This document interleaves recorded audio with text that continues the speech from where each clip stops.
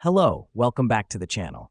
Today we're diving straight into how to use Trello's due date auto reminders. This feature is a game changer to help you stay on top of tasks and deadlines. So let's get started. First, you'll want to open up your Trello board and click on the task or card you want to assign a due date to. The reason we do this is that Trello's auto reminders are based on the due dates we set for each task. Once you've clicked on the task, look for the Due Date button on the right-hand side of the screen and click on it.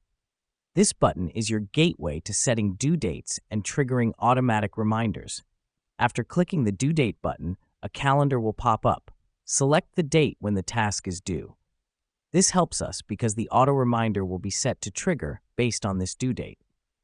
Now that we've done that, you might be wondering, when will I receive these reminders? The answer is, Trello sends out auto reminders 24 hours before your task is due. So if your task is due on the 26th, you'll receive a reminder on the 25th.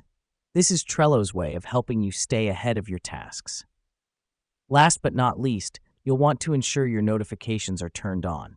To do this, click on your profile icon at the top right, select Settings, then Notifications, and make sure the toggle for due date reminders is switched on. The reason we do this is to make sure you receive these helpful reminders directly to your email or as push notifications on your phone. And there you have it, a simple, clear way to use Trello's due date auto reminders to stay on top of your tasks and projects. Remember, the key is to set those due dates and let Trello do the rest. Thanks for watching, and we'll see you in the next tutorial.